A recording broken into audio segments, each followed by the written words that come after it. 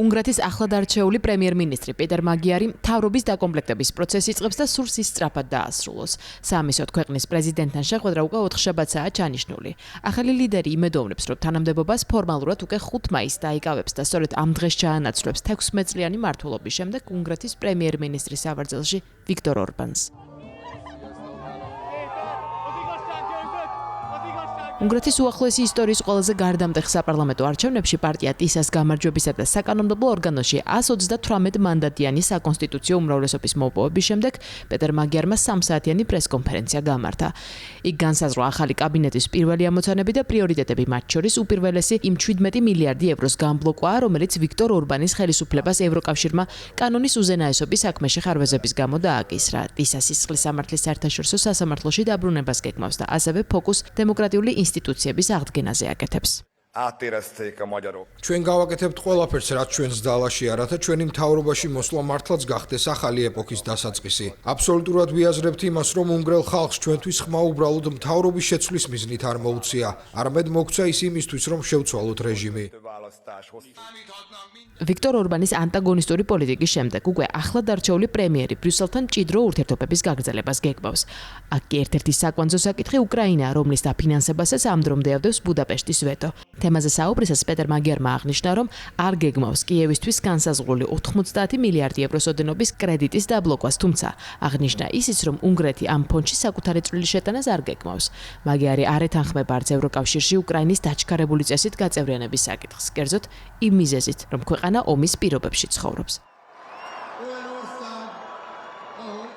რაც შეეხება ენერგეტიკულ პოლიტიკას, ახლადარჩეულმა ლიდერმა ამ საკითხთან მიმართებით პრაგმატული ტონი არჩია. კერძოდ 2035 წლისთვის ის ქვეყნის რუსულ ენერგიაზე დამოკიდებულების სრულად დასრულებას გეგმავს, თუმცა მოკლევადი ამ პერსპექტივაში რუსული ნავთობის შესყიდვას გააგრძელებს ეკონომიკური შეჯიბრებითობიდან გამომდინარე.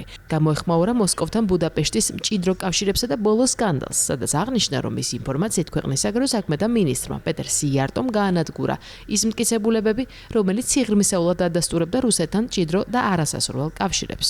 თავად დამარცხებულ პარტიაში საკითხს ჯერ არ გამოხმაურებიან, თუმცა დამარცხებულმა პრემიერმა ახალს გამარჯვება უკვე მიულოცა. ორბანის ფიდესმა არჩევნებში ხმათა მხოლოდ 38%-ის მოპოვება შეძლო, რაც 54 მანდატია.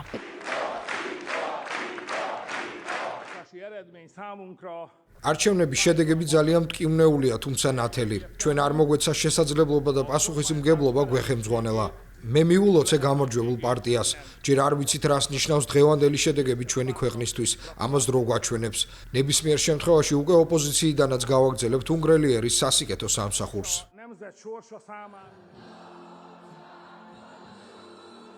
პეტერ მაგიარი საიმიგრაციო პოლიტიკის ნაწილში ორბანის პოლიტიკასთან რადიკალურ ცვლილებებს არ განიხილავს. მაგალითად, არაპირებს ქვეყნის სამხრეთ საზღვართან აშენებული ინსტალაციები მოხსნას, რადგან ევროკავშირის საიმიგრაციო პაქტს არ ეთანხმება. სურს დაარეგულიროს საკითხი, რომლის მიხედვითაც ევროპული სასამართლო 1 მილიონიან ჯარიმას აკისრებს ქვეყანას იმ კანონის დარღვევისთვის, რომელიც მიგრანტებისთვის საშესაფრის გამოყოფას უკავშირდება. ახალი ლიდერის თქმით, მისი პარტია იმუშავებს უნგრეთის ევროზონაში შესვლის თაობაზეც, რაც იყო კიდეც ერთ-ერთი საარჩევნო დაპირება. ეს კი ევროკავშირთან ბუდაპეშტის უფრო ღრმა ინტეგრაციის სიგნალია, რაც იზოლაციის წლებს დაასრულებს.